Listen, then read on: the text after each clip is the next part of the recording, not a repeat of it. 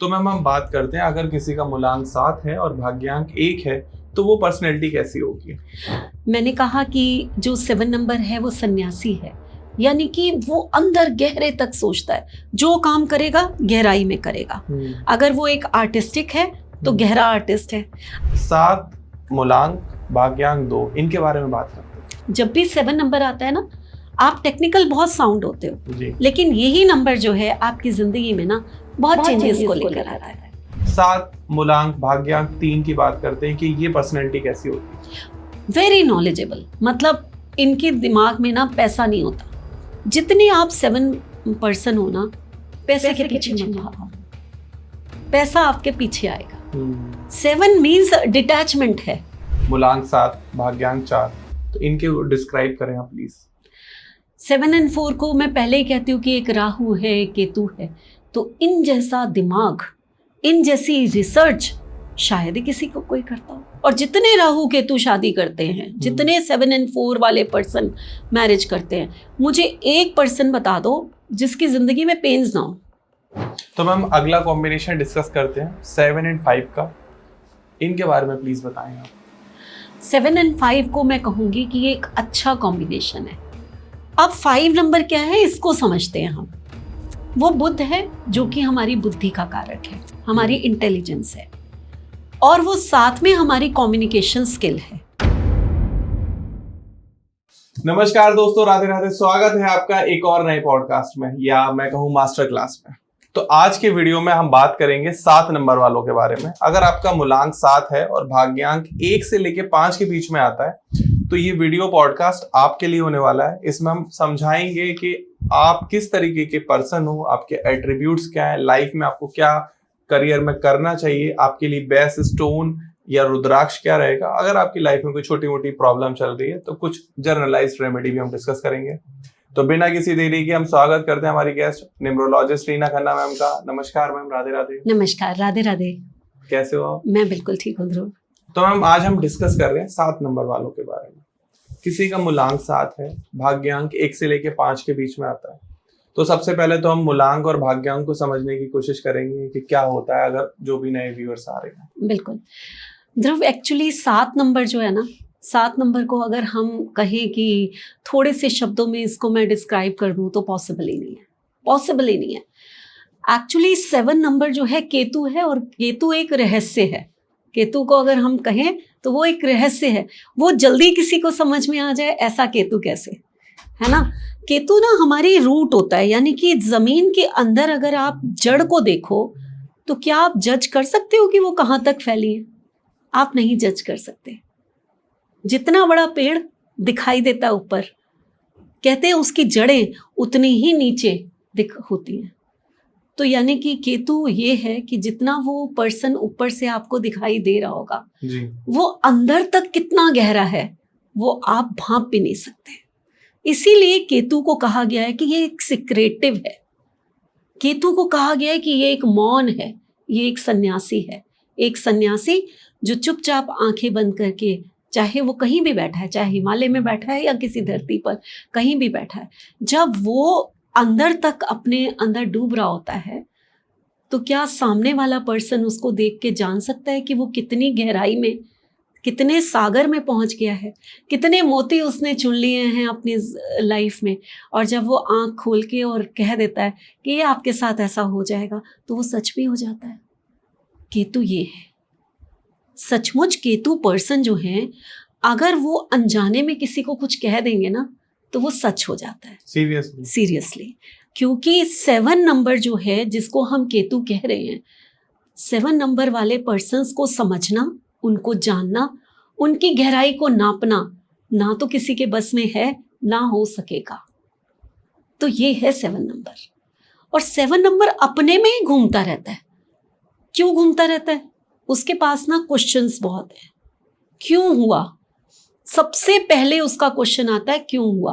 अगर आपका बच्चा जब बोलना भी शुरू करेगा और वो 7 नंबर का है ना, तो वो आपसे इतने क्वेश्चंस पूछेगा। पहले पहले तो लोग बड़े खुश होंगे, हमारा बच्चा बोल बहुत रहा है, हमारा बच्चा क्वेश्चंस बहुत पूछता है, बड़ा इंटेलिजेंट है। लेकिन उसके बाद में ना उसकी मम्मी कहेंगी थोड़ा चुप हो जा, हर क्वेश्चन में बात में क्वेश्चन लगा देता है तू, है ना।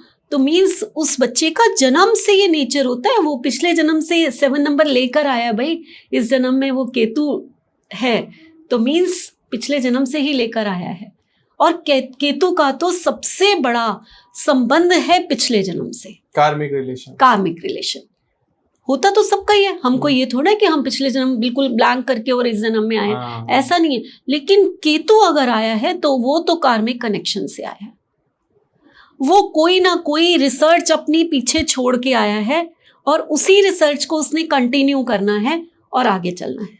अब वो रिसर्च कुछ भी हो सकती है, वो रिसर्च आपका ऑकल्ट हो सकता है, वो रिसर्च आपकी कोई स्टडी हो सकती है, वो रिसर्च आपकी कोई कोडिंग हो सकती है, वो रिसर्च आपकी कोई जिसे कहते हैं कि साइंटिस्ट कोई हो सकता है, वो रिसर्च आपकी पोइट्री हो सकती है, वो आप रिसर्च कुछ भी हो सकती है। बट कोई रिसर्च तो है जो आप अधूरी छोड़ के आए थे, अब आपके पास 7 नंबर आया है। और यहाँ तक कि ध्रुव मैं ये भी कहूँगी कि पिछले जन्म में शायद आपने बहुत मेडिटेशन की हो और इस जन्म में आपको 7 नंबर मिला है, शायद आप उसकी चरम सीमा पे पहुंच जाओ, इसीलिए आपको 7 नंबर जब भी आपको मिला आप ये समझ जाइए कि कुछ अधूरा जो आधा कर लिया था और इस जन्म में उसको आप पूरा करने आए। तो ये बहुत ही खूबसूरत नंबर मैं कहती हूँ इसको। लोग परेशान जरूर रहते हैं क्योंकि उनके अंदर समुंदर होता है ना, बहुत डराया जाता है ना, डराया जाता है, बहुत समुंदर है ना इनके अंदर। 7 नंबर हो, 7 नंबर हो, ये हो जाएगा। अरे 7 नंबर को समझो तो सही, क्यों भागते हो इधर उधर? 7 नंबर वालों को अपने को समझना है, अपने अंदर झांकना है, क्यों आए हैं, लाइफ का सोल पर्पस देखो कि आपको बार बार कौन सी चीजें आपके सामने आ रही हैं, क्यों आए हो इस दुनिया में। जिस दिन ये जान लिया उस दिन 7 नंबर जैसा कोई नहीं, क्योंकि 7 नंबर ही है जो हमारा भाग्य होता है, 7 नंबर ही है जो हमारा वंश होता है, इसीलिए हम 7 नंबर को संतान से भी जोड़ते हैं। तो आपने ध्रुव कहा मूलांक और भाग्यांक, तो हर बार हम कहते हैं, हर बार हम बताते हैं कि जो हमारा डे है वो हमारा मूलांक है, हम जब बॉर्न हुए हैं। जैसे कि अगर 7 नंबर की बात की जाए तो 7, 16 एंड 25, इसको जो बॉर्न हुआ है वो 7 नंबर के हैं। भाग्यांक होता है जब हम डे, मंथ और ईयर को टोटल कर लेते हैं। अब वो अगर 1, 2, 3, 4, 5 पे आता है, आज हम उसकी बात करेंगे। बिल्कुल मैम, बिल्कुल। और केतु के नाम से बड़ा लोग डरते भी हैं, घबराते भी हैं कि मैं तो 7 नंबर वाला हूँ, unlucky person of the universe हूँ। तो मेरी भी मतलब आपके साथ ही थोड़ी नॉलेज बढ़ी है, तो मैंने भी देखा है कि 7 नंबर वाले अनलकी नहीं है, मुझे तो ऐसा लगता है मोस्ट लकीएस्ट पर्सन है। हाँ ध्रुव, हम कह सकते हैं, बट क्या होता है कि 7 नंबर पीड़ा बहुत देखता है। अच्छा, कैसे? 7 नंबर अगर 1 टाइम है तो आपका भाग्य है, ये पक्की बात है। लेकिन यही 7 नंबर अगर 2 टाइम है, 3 टाइम है, 4 टाइम है। अब कुछ लोग पूछते हैं मेरे से, कमेंट्स में पढ़ती रहती हूँ, तो उसमें पूछते हैं मैम ये 2 टाइम, 3 टाइम और 4 टाइम क्या होता है? तो आप अपनी डेट ऑफ बर्थ लिख लीजिए एक पेपर पे और मूलांक और भाग्यांक भी लिख लीजिए। अब उसमें काउंट करिए कि 7 कितनी बार आ रहा है, है ना? जुलाई से आ सकता है, 67, 68, 69, 67, 77, 87, 97, ये 7 आ गया, है ना? 70s जितने बॉर्न होंगे वो 7 आ गया। तो कितने 7 आपने इकट्ठे किए हुए हैं? मूलांक भाग्यांक 7 हो सकता है, तो वो आप एक तरफ लिख लीजिए, टोटल करिए उसको। तो अब आप देखिए कि अगर तो 1 टाइम है आप लकी हैं, अगर 1 टाइम से ज़्यादा है, 2 टाइम है, तो आपकी लाइफ में बहुत सारे चेंजेस, बहुत सारी ट्रैवलिंग होगी, अच्छा बुरा दोनों हो सकता है। ये 2 टाइम 7 ऐसा नहीं है कि बुरा देता है, लेकिन भटकाता है आपको। लेकिन जब 3 और 4 टाइम 7 है तो अब आपका एक सेक्टर जो है वो डैमेज है, और उसमें मैं हेल्थ सेक्टर को सबसे ज़्यादा कहती हूँ। अगर किसी का 3 टाइम और 4 टाइम है और उसका हेल्थ सेक्टर अच्छा है तो उसकी मैरिज लाइफ खराब होती है। तो यहाँ ये लकी नहीं रहा ना, ये अनलकी बन गया। तो मेरी डेट ऑफ बर्थ में 7 1 टाइम है, 1 टाइम, और मेरा पेट्रोल वहीं खत्म होता है जहाँ पेट्रोल पंप होता है। मैं ये सब लकी हो गए। बिल्कुल बिल्कुल lucky. You can't believe and you also can't believe कि मेरी गाड़ी का पेट्रोल खत्म हुआ और बिल्कुल पेट्रोल पंप पहुंच गए हम लोग। और लेकिन ये क्यों नहीं ध्यान रखा गया कि पहले से ही भरवा लो? मैम बहुत ट्रैफिक। चलिए, लेकिन कुछ लोग होते हैं जिनके पास 7 होगा ही नहीं, अभी वो क्वेश्चंस आ जाएंगे। मैम वो हम आज बात नहीं करेंगे। हाँ बिल्कुल नहीं करेंगे, लेकिन हमने ये बता दिया कि जब हम कहते हैं कि अनलकी और लकी है, 7 में ये कहा तो, और अगर आपको ये देखना है तो हमने इसके वीडियो बनाया हुआ है। हाँ, बनाया हुआ हमने, जहाँ 7 मिसिंग है। मिसिंग 7, 1 टाइम 7, 2 हाँ टाइम जी, 7, हाँ जी। बहुत डिटेल में हमने वीडियो बनाया हुआ है। आप हमारे पुराने हमारे वीडियोस देखिए, हाँ उसमें पॉडकास्ट आपको है, बिल्कुल मिल जाएगा। तो मैम हम बात करते हैं, अगर किसी का मूलांक 7 है और भाग्यांक 1 है तो वो पर्सनैलिटी कैसी होगी? मैंने कहा कि जो 7 नंबर है वो सन्यासी है, यानी कि वो अंदर गहरे तक सोचता है, जो काम करेगा गहराई में करेगा। अगर वो एक आर्टिस्टिक है तो गहरा आर्टिस्ट है, अगर वो कोई रिसर्चर है तो गहरा रिसर्चर है, अगर वो कोई पोएट है तो गहरा पोएट है, लेकिन अगर वो कोई कॉमेडियन है तो भी वो गहरा कॉमेडियन है। वो छोटी मोटी चीज नहीं कर सकता। अब मैंने ये क्यों कहा, तो सबसे पहले तो मैं एक पोएट का नाम लेती हूँ जिसको हम श्रद्धा से नमस्कार करते हुए, Rabindranath Tagore. Oh my God ma'am, कल 7 and 1 का कॉम्बिनेशन, 7 and 1 है ना। तो 1 को मैं क्या कहती हूँ, आप इस दुनिया में चमकने के लिए आए, अगर भाग्यांक 1 है तो। बार बार मैं अपने पॉडकास्ट में कहती हूँ, जाग जाओ भाई, भाग्यांक 1 है तो सूर्य, आप जिस तरह सूर्य चमक के सबको रोशनी देता है, जिस तरह सूर्य की चमक को कोई छू नहीं सकता, वही तो आप करने आए हो इस दुनिया में। तो जागिए, अपनी प्रतिभा को पहचानिए और आगे लग जाइए। मेहनत करनी पड़ेगी। आप कहिए कि हम तो नंबर 1 भाग्यांक हैं और हम बैठ गए और हमें तो सूर्य ने सब कुछ दे देना है, तो ऐसा नहीं है जी। सूर्य सुबह टाइम से जो है राइज होता है और ऊपर जाता है और फिर टाइम से सेट होता है, मतलब हाई डिसिप्लिन लोग होते हैं। यस। तो आप 7 नंबर के हैं और साथ में 1 लेकर आए हैं, तो पहचानिए कौन सी कला या कौन सा रिसर्च वर्क ऐसा है, कौन सा, क्या आप ऑकल्ट में हैं, क्या आप कहीं भी हैं किसी भी लाइन में, तो आप उसमें हाई लेवल पे जाने वाले हैं। छोटे मोटे आप नहीं हो सकते। बिल्कुल। अब मैंने यहाँ कॉमेडियन की बात की, चार्ली चैपलिन जैसा कॉमेडियन शायद ही कोई होगा। उससे इंस्पायर होके आपने पिक्चर्स देखी है उनकी? देखिए, वो इतनी सी छोटी सी और इतना क्यूट सा फेस, डायलॉग बोले उन्होंने दुनिया में नाम बना दिया। क्रिएटिविटी देखो उनकी। आपने मुंह से कुछ भी नहीं बोलना, उनको ये भी नहीं बोलना पड़ा। अब ये 7 नंबर है कि क्या नहीं, मैंने कहा 7 नंबर एक मौन है, मौन रहकर और वो दुनिया में चमक गए। रविंद्रनाथ टैगोर जी भी लिख कर गए हैं। बिल्कुल। आप इस चीज को देखो, 7 नंबर पहचान के तो देखो कि 7 नंबर जो है कोई छोटी चीज थोड़ा है आपके लिए।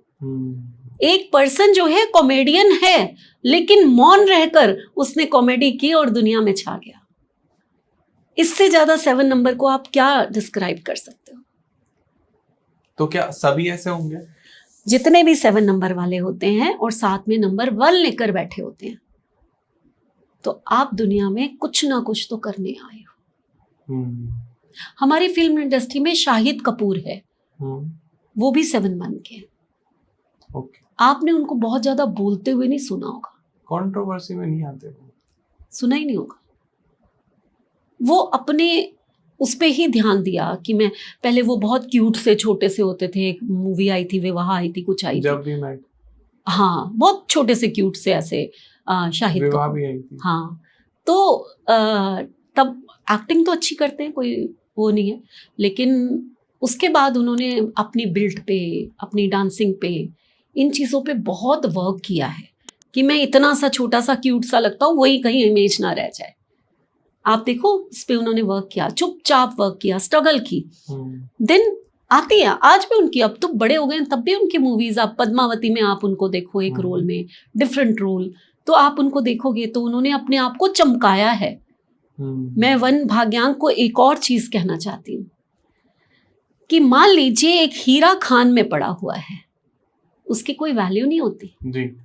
जब वो खान से निकाल के और उसको रगड़ा जाता है, उसको शेप्स दी जाती हैं, देन वो कोहिनूर बन जाता है या सॉलिटेयर बन जाता है, तो तब वो उसकी पहचान होती है और वो करोड़ों में जाता है। ठीक है ना, एक सॉलिटेयर भी लाखों में होगा। बिल्कुल ठीक है, तो आप वही हैं, अपने आप को खान से पहले निकालिए अपने आप को रगड़िए, चमकाइए, शेप दीजिए, देन देखिए आप कोहिनूर का हीरा बन जाएंगे।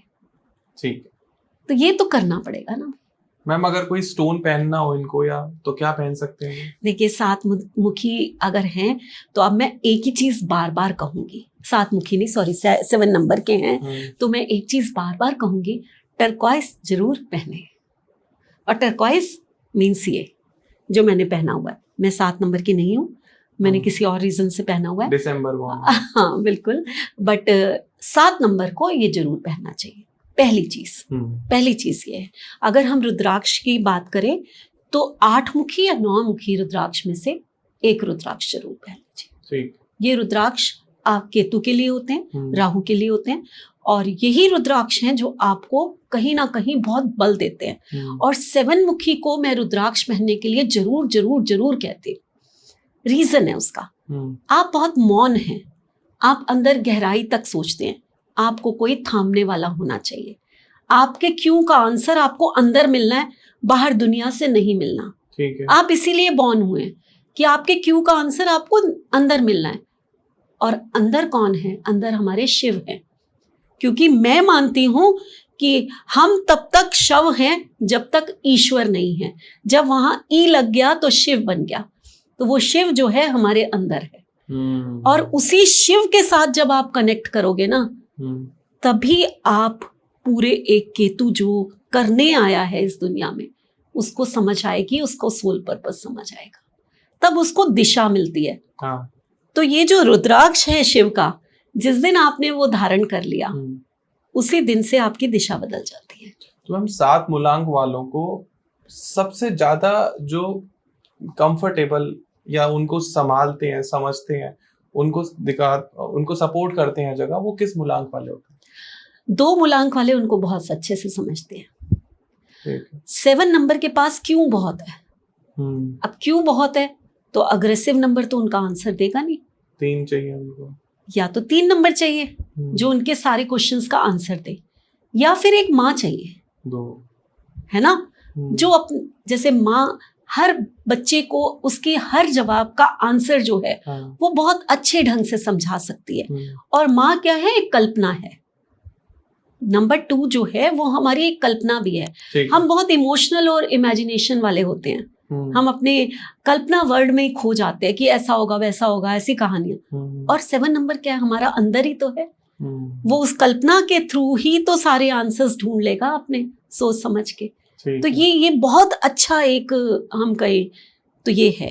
तो आप कहना चाह रहे हो कि हमेशा कभी भी लाइफ पार्टनर या बिजनेस पार्टनर आप चुनो तो 7 नंबर वाले को 2 या 3 को चुनना चाहिए। 3 को चुनना चाहिए, या फिर हम अगर कहें तो 5 नंबर भी अच्छा होता है। कुछ लोग कहते हैं 4 को चुनो, वो 4 को मैं कंप्लीट तो होता है, इसमें कोई शक नहीं है। अब राहु और केतु को अलग किया गया था, और राहु और केतु मिल जाएंगे तो एक पूरा शरीर बन जाएगा।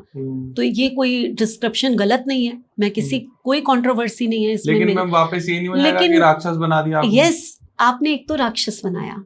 केतु जो है जब अलग हो गया तो वो मौन हो गया, उसने अपने अंदर खोजना है सब कुछ। राहु में तो डिजायर्स ही बहुत है। अब आप राहु और केतु वाले बंदे को मिला दोगे, एक तो उनको वो पेन याद आएगा कि जब हम कटे थे तो कितना दर्द हुआ था, उनकी जिंदगी में दोबारा से पेन आएंगे। ठीक है। और जितने राहु केतु शादी करते हैं, जितने 7 और 4 वाले पर्सन मैरिज करते हैं, मुझे एक पर्सन बता दो जिसकी जिंदगी में पेन्स ना हो। वो पेन्स आपकी हेल्थ इशू या रिलेशनशिप इशू कुछ भी हो सकता है। ठीक है, ठीक है। मैंने पर्सनल एक्सपीरियंस करा 7 नंबर वालों के बारे में।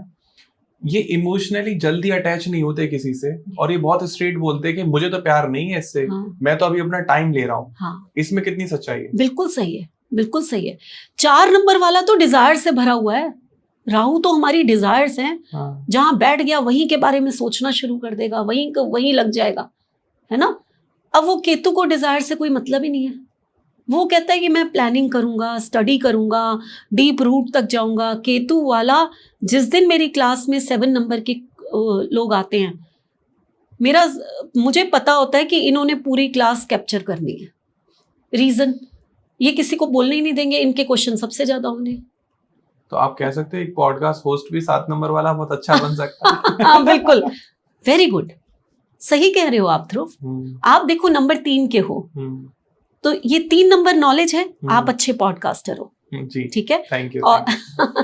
और अगर हम बात करें 7 नंबर की, तो इसके मन में तो इतने क्वेश्चंस आने हैं, इसने तो जो सामने होस्ट बैठा होगा उसको परेशान कर देना।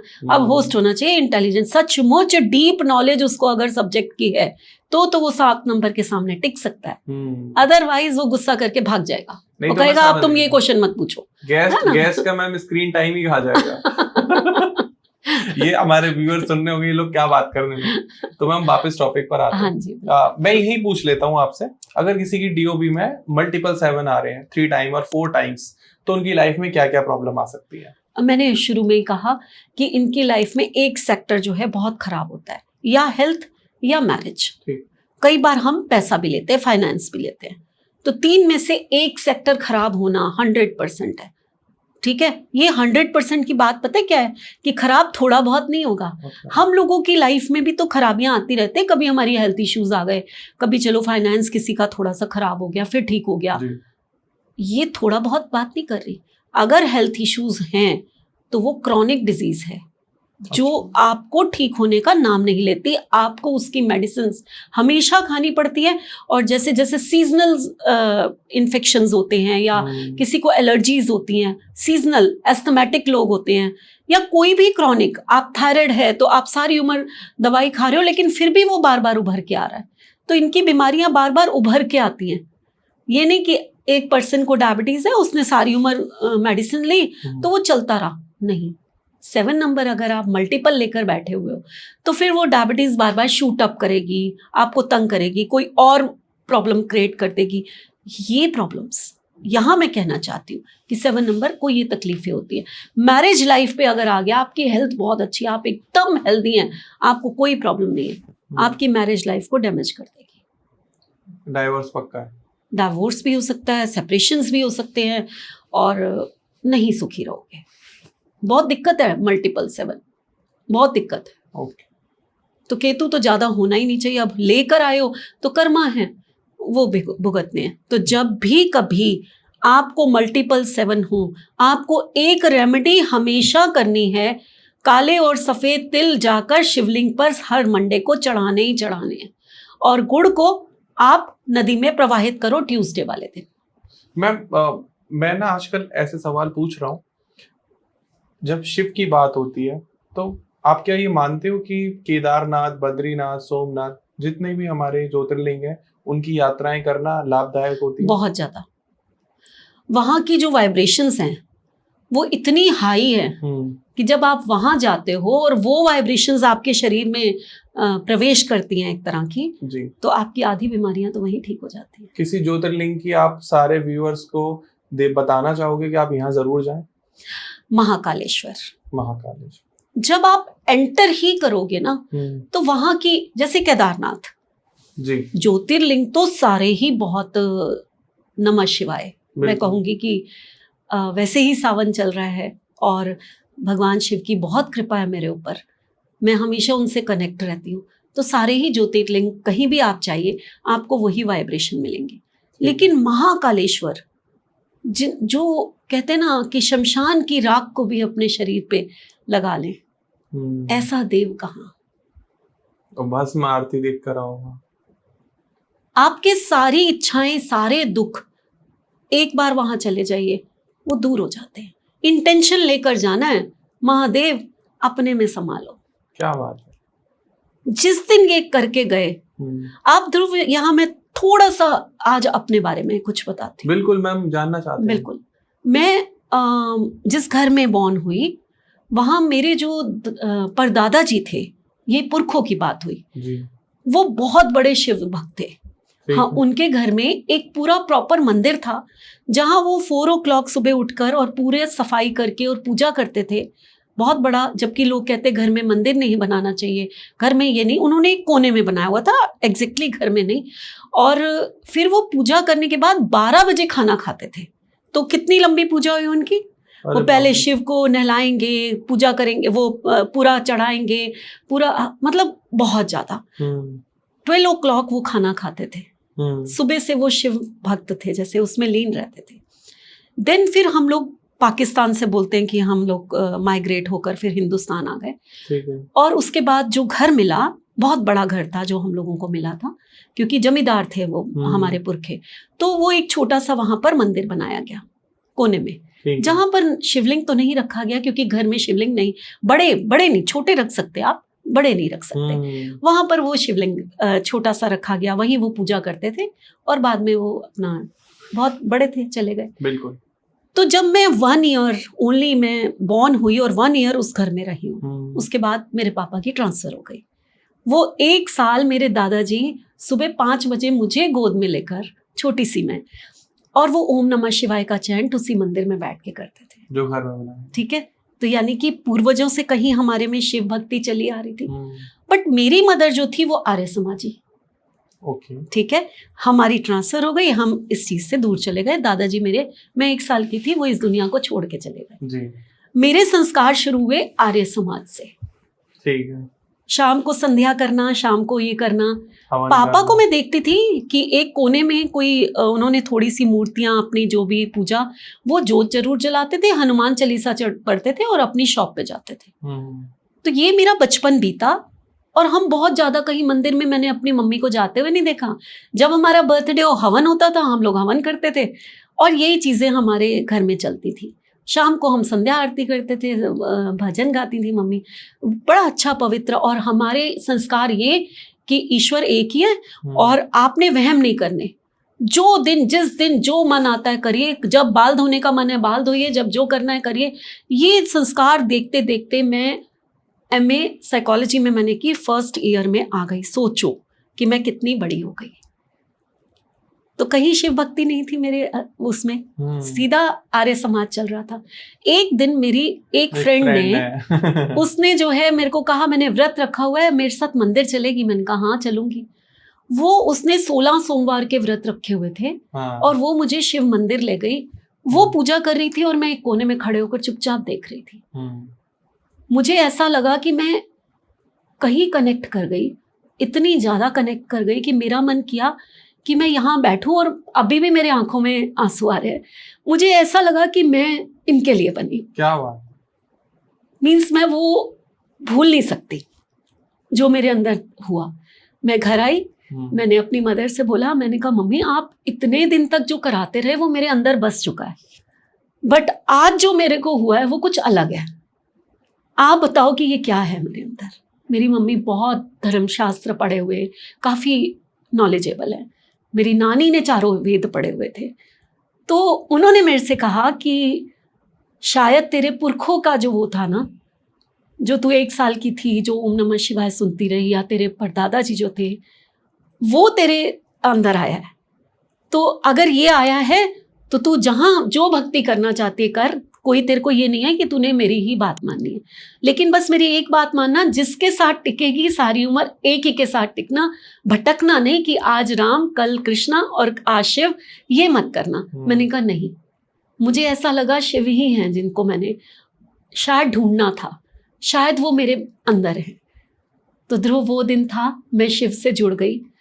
और कितने सालों बाद मेरी मदर ने अपना घर चेंज किया, तो एक पाउच मिला जो आज मैं बता रही हूँ। ये इतनी ऐसी बात है कि मुझे लगता है कि मेरे अंदर सचमुच मैं पता नहीं कितने जन्मों से शिव से जुड़ी हुई हूँ। तो एक पाउच मिला, तो मम्मा को याद आया कि उनके परदादा ने अपनी बहू को, यानी कि मेरी दादी को, 2 रुद्राक्ष दिए थे जिनकी वो पूजा करते थे। तो मेरी दादी ने पता नहीं कैसे वो मम्मा को दे दिए थे कि तू, मुझे लगता है सबसे ज्यादा संभाल के रखेगी इस चीज को। तो मुझे नहीं पता मेरी दादी ने क्यों दिए, लेकिन आज मैं मानती हूँ कि वो क्यों दिए। वो रुद्राक्ष मुझे मेरी मम्मी ने दिए जो आज मेरे मंदिर में हैं। और मुझे ऐसा लगता है कि शिव ने मेरे परदादा के रुद्राक्ष मेरे तक पहुंचाने के लिए, जबकि मेरी मम्मी तो आर्य समाजी थी, मेरी दादी तो जानती थी कि ये तो पूजा पाठ करते नहीं है, फिर उनको ही क्यों दिए? उनकी 6 बहुएं थी, आप तक आने थे, वो मेरे तक आने थे। वो मेरे शिव के रुद्राक्ष थे, मेरे पूर्वजों के पूजा किए हुए रुद्राक्ष थे, वो मेरे तक आने थे। तो आज सावन के महीने में मैं अपने शिव को प्रणाम करते हुए और आप लोगों को बताना चाहती हूँ कि जिसकी भक्ति करो उस पे समर्पित हो जाओ, तब आप उसको पाओगे। अदरवाइज नहीं। आसान नहीं होता मैम। लेकिन हो जाओ। किसकी जिंदगी में सुख दुख नहीं आते? कोई ऐसा पर्सन है ही नहीं जिसकी जिंदगी में सुख दुख नहीं आते। बिल्कुल। लेकिन जो पर्सन समर्पित है ना कि सुख भी तुझे सौंपे, दुख भी तुझे सौंपे, फिर आपके चेहरे पे ऐसे ही मुस्कान होगी। क्या फर्क पड़ता है क्या हो रहा है क्या नहीं हो रहा। सही बात है। और जो टाइम आज है वो कल नहीं रहेगा। नहीं रहेगा। और जो परेशानियां आज हैं वो कल नहीं रहेंगी। जब सुख नहीं रहा, आपके जिंदगी में दुख आया, तो दुख भी नहीं रहेगा, आपकी जिंदगी में सुख आएगा। बिल्कुल। बस चलिए हम तो अपने पॉडकास्ट में चलते हैं। मैं महादेव से कनेक्ट करके, क्या बात है। बिल्कुल। अब मुझे ऐसा, मेरे गूज बम्प आ रहे हैं अभी। लेकिन अभी जो दुख है मैम वो 7 नंबर वालों के जीवन में है। नहीं है। मैं मानती हूँ, ये मैंने इसीलिए सुनाया कि जिस दिन आप समर्पित हो जाओगे, दुख नहीं रहेंगे। बिल्कुल। तो अगर आपकी डेट ऑफ बर्थ में मल्टीपल 7 आता है, 3 टाइम 4 टाइम 5 टाइम, और आपको हेल्थ, फाइनेंशियल या आपकी मैरिज लाइफ में इशू चल रहा है, तो इसके लिए आप कंसल्टेशन बुक कर सकते हो। मैम का नंबर आपको स्क्रीन पर आ रहा होगा, डिस्क्रिप्शन में भी डिटेल मिल जाएगी। आप एक बार बात करो, रेमेडीज जानो, और किस तरीके से आप उसको ओवरकम कर सकते हो, उसका प्रभाव है वो कम कर सकते हो। क्योंकि जब जब उसकी महादशा आएगी, जब जब अंतरदशा आएगी, तो आपको थोड़ी परेशानी देगी। छोटे मोटे उपाय करके जीवन को सॉर्टेड कर सकते हो।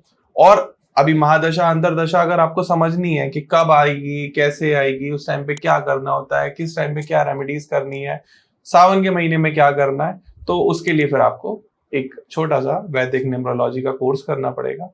उसके बाद आपको फिर कभी लाइफ में ये सोचना नहीं पड़ेगा कि मेरी महादशा कब आ रही है, अंतरदशा कब आ रही है।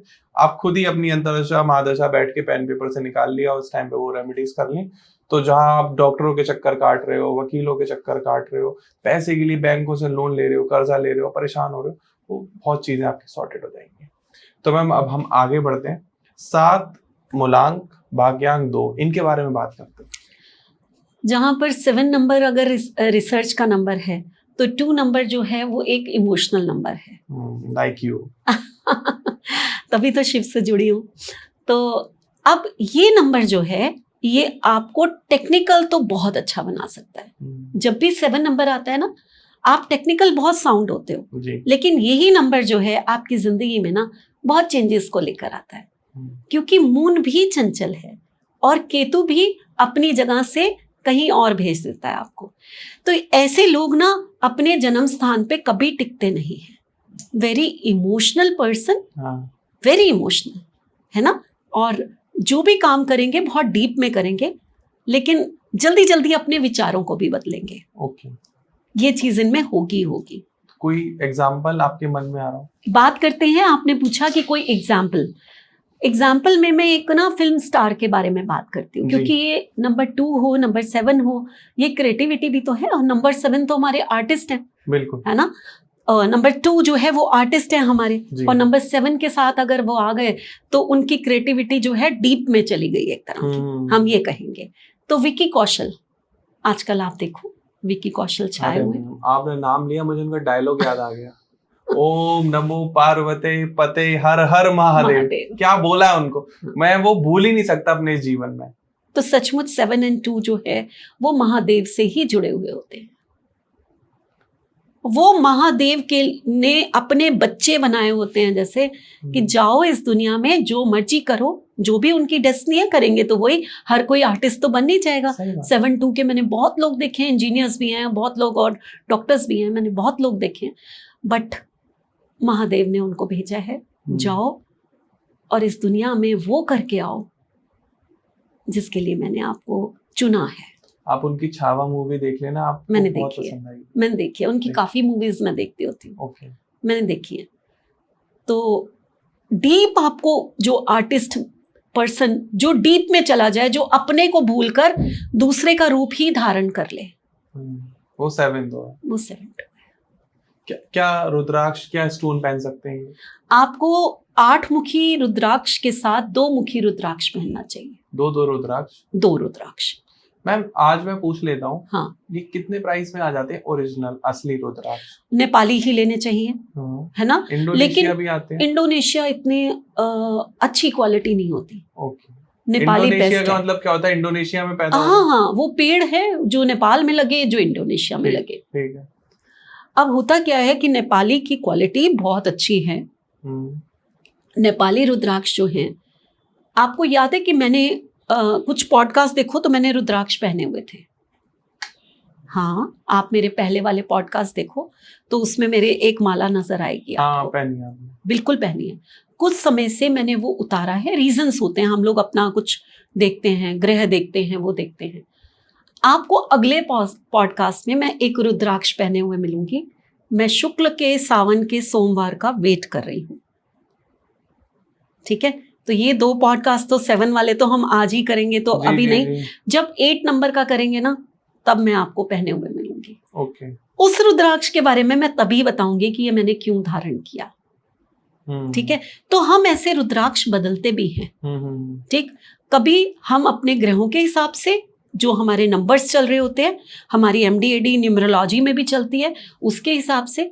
लेकिन रुद्राक्ष हमेशा नेपाली ही लेना चाहिए। ठीक। हाँ, अगर रुद्राक्ष नेपाली थोड़े कॉस्टली होते हैं, अगर लगता है कि नहीं ले सकते तो आप इंडोनेशिया पे आ सकते हैं, वर्क दोनों करते हैं।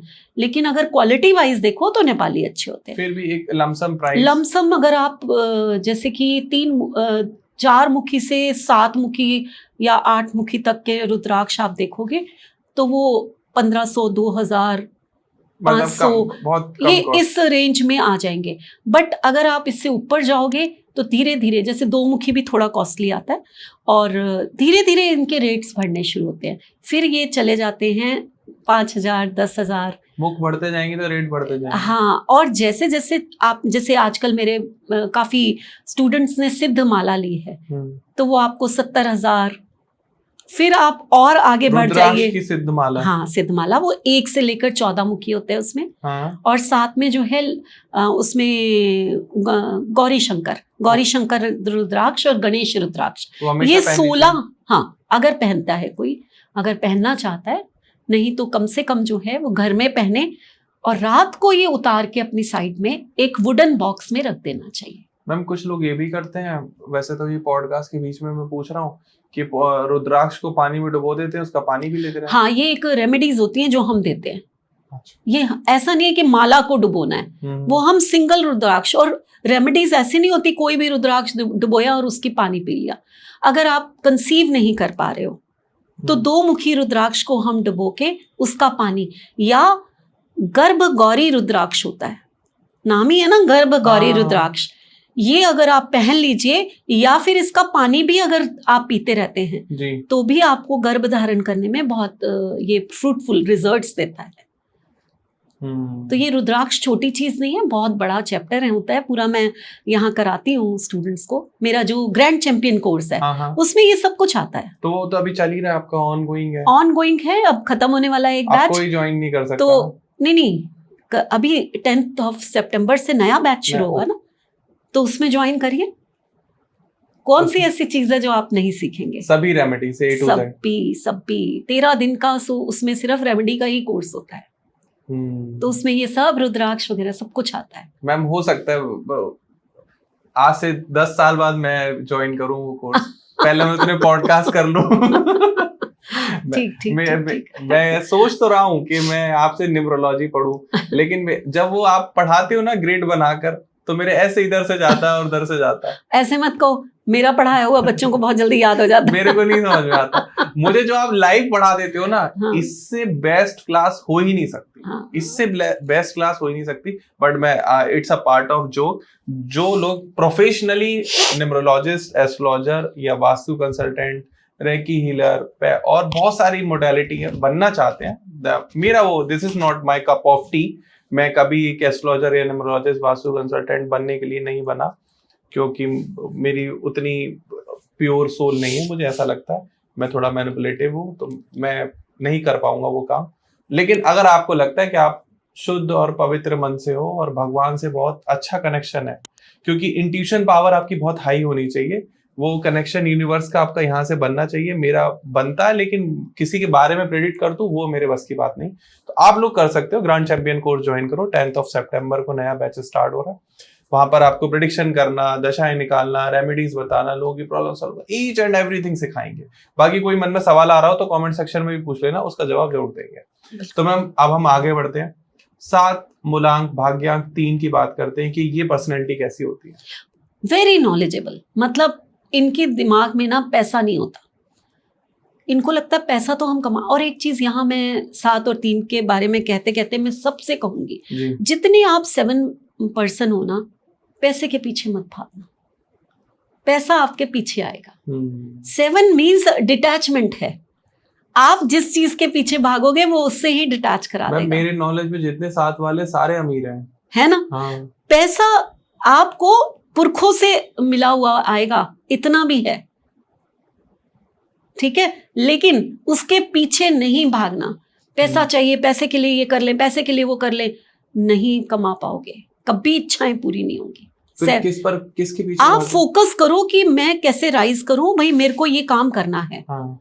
अगर मैं बिजनेस कर रहा हूं तो ये मत सोचो कि कितना कमाना है, ये सोचो कि इस बिजनेस को कहाँ कैसे मेहनत करके मैंने कैसे, वो जो डीप प्लानिंग्स होती हैं, कहाँ से क्या लाना है, कितना स्टाफ रखना है, कैसे और कंट्री से जुड़ना है, वहां पर ध्यान दो। कितना बैंक बैलेंस है, कितना नहीं है, संभाले नहीं संभाल पाओगे, इतना पैसा आएगा। जहां आपने ये देखा कि अगर मैं ये करता हूं तो उसमें मेरे को इतना प्रॉफिट होता है, तो जरा प्रॉफिट और बढ़ा लें। जहां आप उस तरफ चले गए वहां आपके पास पैसा कम होना शुरू हो जाता है। तो 7 नंबर को पैसे से नहीं, अपने कर्म से, अपनी सोच आगे बढ़ाना, हमें कैसे ग्रो करना है, इस चीज को सोचना चाहिए। जिस चीज से अटैच हो जाओगे उसी से डिटैच हो जाओगे। डिटैचमेंट का नंबर क्यों कहा जाता है? इसीलिए मोक्ष है ना, जो पा लिया उसको छोड़ देना है। मोक्ष क्या होता है कि अगर आपको मान लीजिए ईश्वर के साथ एक होना है, मोक्ष यही है, तो आपको अपने परिवार को छोड़ना पड़ेगा जी, उसके बिना तो नहीं हो सकते। तो क्या है 7 नंबर का मतलब कि अगर आपको कुछ पाना है तो कुछ छोड़ना पड़ेगा। आप हमारी ही बात करिए, किसी भी एक आम इंसान की। आज अगर मैं हाउसवाइफ थी तो अपने घर के लिए क्या सोचती थी, बेस्ट खाना बनाऊं, मेरे बच्चे आए उनके मनपसंद खाना गरम गरम दूं, उनकी परवरिश करूं अच्छी, उनको अच्छे संस्कार दूं, अपने हस्बैंड का ध्यान रखूं, अपने घर का पूरा ध्यान रखूं। तो दिमाग उस तरफ एक हाउसवाइफ का चलता है, वो ये बेस्ट करती है। बट वही हाउसवाइफ मेरी तरह जब एक वर्किंग बन जाती है, एक एज के बाद, वो सब कर लिया, बट एक एज के बाद आज मैं वर्किंग हो गई, है ना, तो आज मेरे घर पे आकर पूछो तो वो लोग यही कहते हैं कि संडे मम्मा एक बार तो अपने हाथ का खाना खिला दो, बहुत दिल कर रहा है। तो क्या छोड़ा उन लोगों ने, उन्होंने भी मैंने भी, जो मैं उनको प्यार से एक सर्व कर रही थी, एक अच्छा वो दे रही थी, वो सब मेरे को छोड़ना पड़ा। वो मेड्स ने वो जगह ली, तब जाकर मुझे एक बिजनेस वुमेन की जगह मिली है। मैम मुझे खाने की याद आ रही है। तो ये आपको, ये एक सिंपल सा एग्जाम्पल है। केतु मीन्स कुछ छोड़ोगे तब कुछ पाओगे, ये बात है, इसका मतलब ये होता है, समझ। ठीक है, कोई फेमस पर्सनैलिटी जो आपके मन में आ रही हो जिसका आप रेफरेंस देना चाहो? बिल्कुल, हम अगर 7 और 3 की बात करें ना तो मुझे हेमा मालिनी याद आ रही है। Dream girl. यस, है ना। लेकिन हेमा मालिनी जो है, अगर उनकी आप पर्सनालिटी को देखो, हाँ, तो हाँ, उन्होंने पैसे से ज्यादा अपने प्यार को अहमियत दी थी, धर्मेंद्र पाजी को। लेकिन कहीं ना कहीं 7 नंबर है ना, क्या मिला उनको? Second wife. ऐसा नहीं है कि 7 नंबर वालों को सेकंड वाइफ का तगमा मिलता है, ये मत देखना। लेकिन हेमा मालिनी को अगर आप देखिए तो अपनी फील्ड में 3 नंबर एक आर्टिस्टिक नंबर है, क्रिएटिव नंबर है, तो अपनी फील्ड में वो कितनी डीप में गई। और क्रिएटिविटी ये कि वो डांस इतना सुंदर करती हैं, आज भी वो एज अ डांसर वो कहती है मैं आज भी छोड़ती नहीं उस चीज को। क्या डेट ऑफ बर्थ है मैम? इट्स 16 अक्टूबर 1948। चलिए, तो अब हम एक और बात करते हैं जी। जहाँ शादी की बात आई ना, तो मुझे एक डाउट आया थोड़ा सा। मैंने कहा 7 और 3 तो मुझे याद है, कहीं ना कहीं शादी में कुछ तो गड़बड़ होगा जो ये लेकर आई है आपने कर्मा। 16 बॉर्न है, अगर आपको याद हो तो हमने एक कार्मिक नंबर का पूरा पॉडकास्ट किया था। हाँ मैम याद है। उसमें 16 में मैंने क्या कहा था, इनको मैरिज ब्लिस नहीं होता। अच्छा। अब जो 16 बॉर्न हेमा मालिनी है, तो क्या आया उनके हिस्से में? ओके।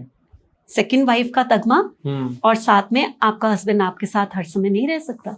जी। आप जितना मर्जी प्यार करते हो, जितना मर्जी आपको वो सम्मान देता हो, फिर भी मैरिज लाइफ का वो सुख तो नहीं है ना जो होना चाहिए। ठीक है, तो ये नंबर्स जो है ना, ये बोलते हैं भाई, पढ़ना आना चाहिए, समझना आना चाहिए। बस मैं इतना ही कहती हूँ। कोई रुद्राक्ष स्टोन पहनना चाहे तो? बिल्कुल, इनको ना 100% 4 मुखी रुद्राक्ष पहनना है। ओके। जरूर और जरूर पहनना ही है। पहनना ही पहनना है। साथ में अगर आप 8 मुखी पहनोगे तो और अच्छा। कोई मंदिर से जुड़ी हुई रेमेडी जो ये हर रोज कर सके? मंदिर से जुड़ी हुई रेमेडी को मैं ये कहूंगी कि अगर आप 16 बॉर्न हैं और फिर 7 से आ रहे हैं, है ना, 3 आपके पास आया है, तो फिर तो आपको देखिए, हेमा मालिनी की किस्मत में ठीक है धर्मेंद्र की सेकंड वाइफ बनना लिखा था, लेकिन प्यार तो मिला ना उसको, है ना। तो ये 3 नंबर गुरु का था ना, उसने थोड़ा सेटल डाउन किया। कितनी अच्छी हिंदी बोलती हाँ, है, जबकि तो तमिलनाडु हाँ, से। बिल्कुल, तो सेटल डाउन किया। अब अगर ये 3 नंबर है तो आपको भी सेटल डाउन करेगा, ये पक्की बात है। लेकिन फिर भी अगर आपको मैरिज से लेकर कोई भी प्रॉब्लम है और आप 7 नंबर के हैं, तो सबसे पहले तो मैं कहती हूँ एक सूर्य पारा यंत्र पहन लीजिए। ठीक है। और ये मैं छोटी चीज नहीं कह रही आपको, मेरे कई स्टूडेंट्स जो हैं हमारे, वो 16 नंबर के पॉडकास्ट को देखकर सूर्य पारा यंत्र उन्होंने पहना, और वो बाद में मेरे स्टूडेंट बने। उन्होंने क्लास में आकर ये बोला है, मैम अमेजिंग, इतने अच्छे रिजल्ट। बताओ मैम, ऐसे आप बताओगे फिर मैं हर पॉडकास्ट में पूछूंगा। नहीं, सचमुच क्या पहन सकते हैं? हाँ, मैं रिकॉर्डिंग दे सकती हूँ वो जो बोल रहा है। नहीं मैम, मैं I trust on you ma'am. आप पर ट्रस्ट नहीं करूंगा तो किस पर करूंगा? जी। तो ये बहुत जरूरी है। तो आपको 4 मुखी रुद्राक्ष बहुत आपके लिए अच्छा है। जुपिटर का रुद्राक्ष होता है, आपको संभालेगा, वो आपको कहते हैं ना भटकने से बचाएगा। एंड देन अगर आपने सूर्य पारा यंत्र और स्टोन में अगर टर्कॉइस पहन लिया, बस ये एक पैकेज है, आप समझिए कि आप कहां से कहां पहुंच जाएंगे। मैम अब नेक्स्ट जो कॉम्बिनेशन है, ऑब्वियस उस पर डिस्कशन काफी होता है, 7 and 4 का, मूलांक 7 भाग्यांक 4, तो इनके डिस्क्राइब करें आप प्लीज। 7 and 4 को मैं पहले ही कहती हूँ कि एक राहु है, एक केतु है, तो इन जैसा दिमाग, इन जैसी रिसर्च शायद ही किसी को कोई करता हो।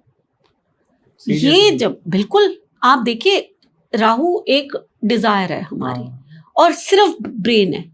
अब खुद ही बंदा 7 and 4 का हो गया।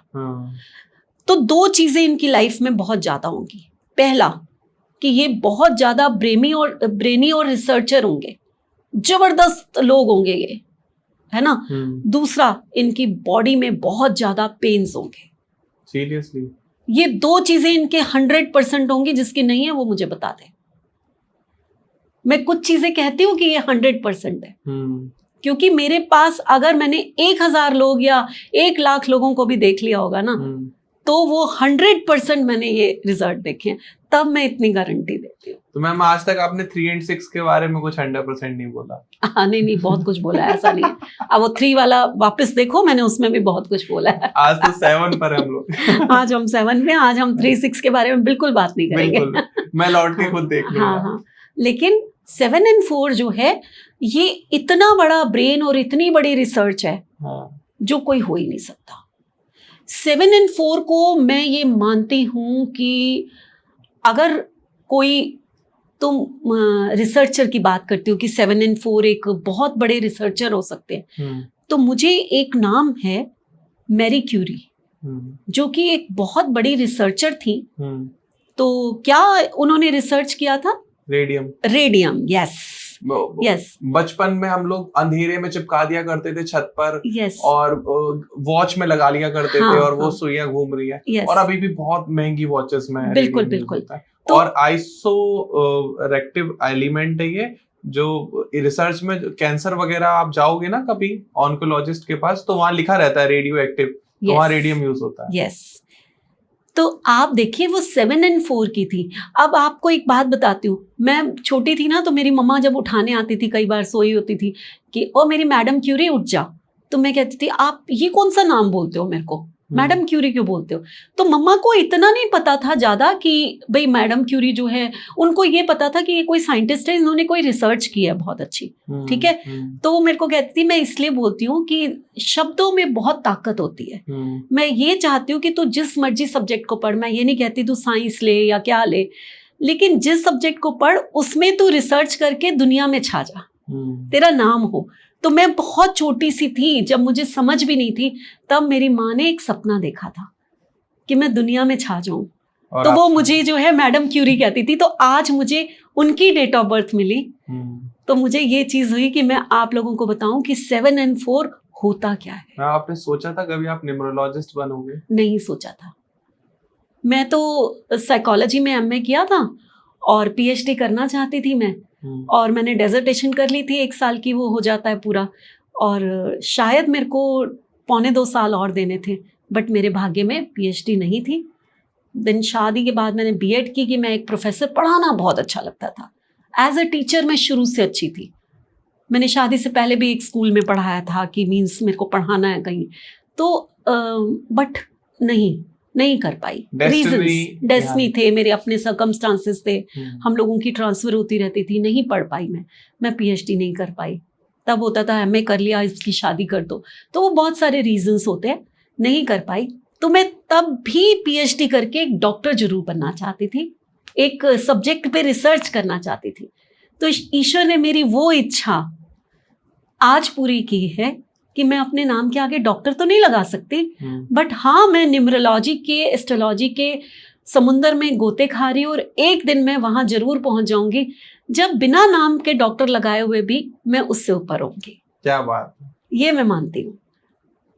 तो कुछ ना कुछ तो ऐसा करूंगी मैं एस्ट्रोलॉजी में इतना ज्यादा इसकी जादू को देखता हूँ कि मैंने यहाँ तक देख लिया कि एस्ट्रोलॉजर ये प्रेडिक्ट कर देते हैं कि आपके घर का एक दरवाजा खराब है, आपने कल स्कॉच ब्राइट चेंज कराया अपना, आपकी मेड आपको धोखा दे रही है, उससे लड़ाई हुई है। इवन दोस्तों यहाँ तक प्रेडिक्शन हो जाती है, बिल्कुल इस लेवल तक। एक छोटा सा आधे घंटे का पॉडकास्ट करते हैं आज, ठीक है, जिसमें मैं आपको यही बताऊंगी कि कैसे वो ये बता देते हैं।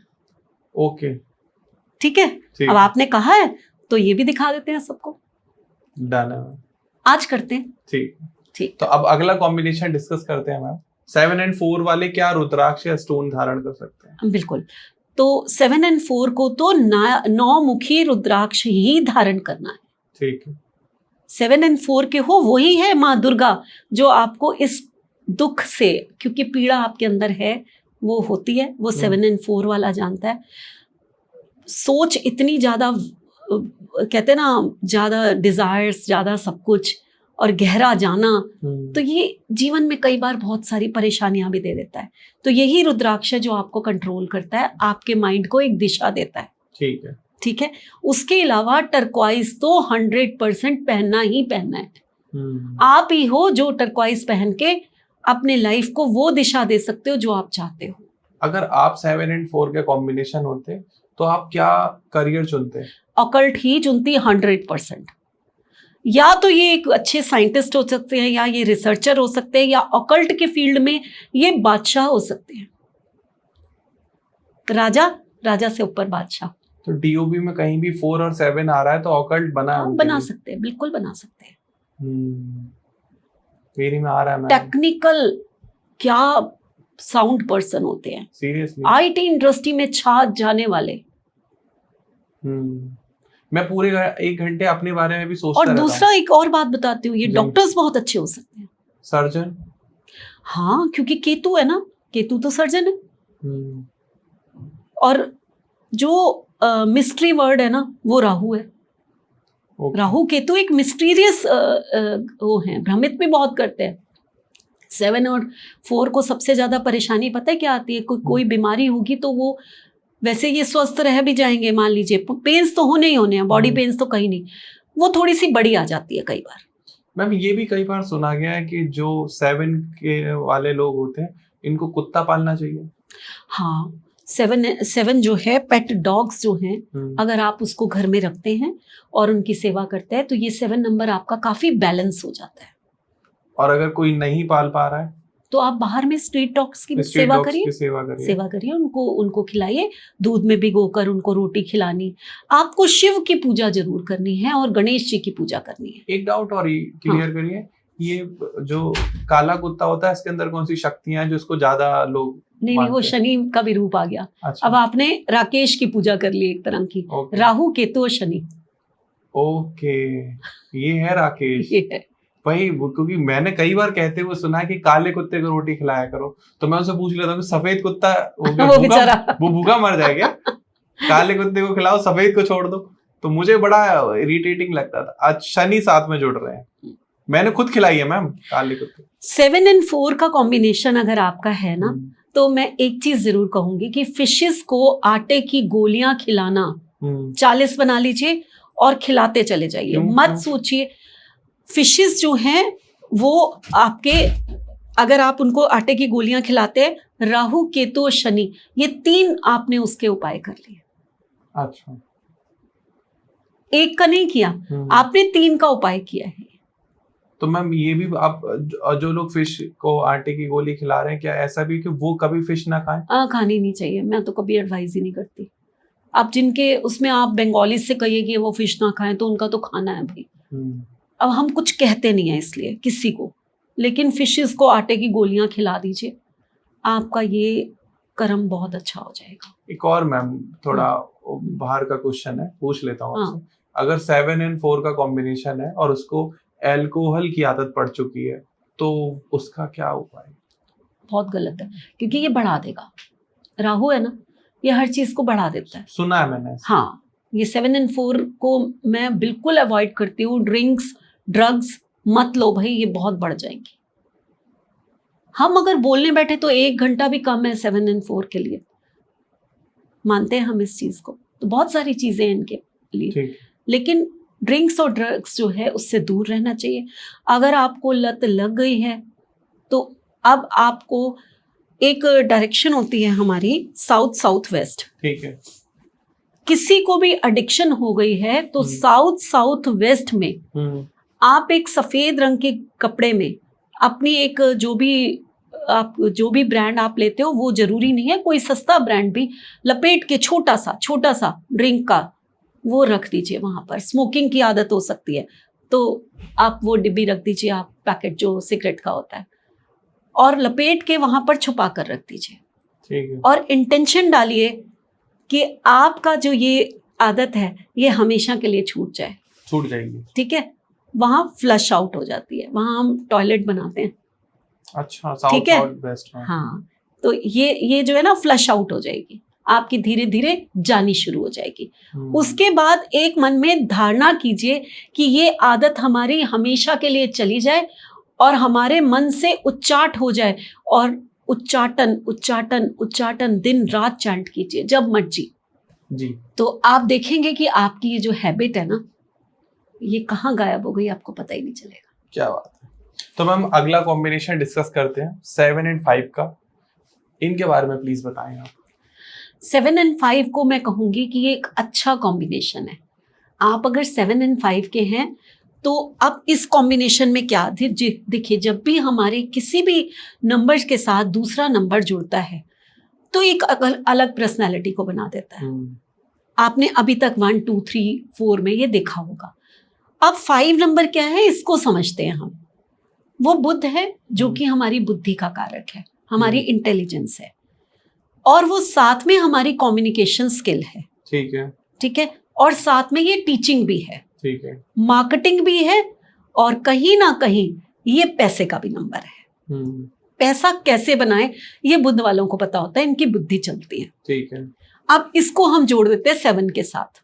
7 हमारी रिसर्च है, डीप रिसर्च है, और 7 नंबर जो है वो अदर कंट्री भी है। मींस आप यहाँ बैठे हो तो हो सकता है 7 नंबर आपको बहुत जल्दी बाहर सेटल कर देगा।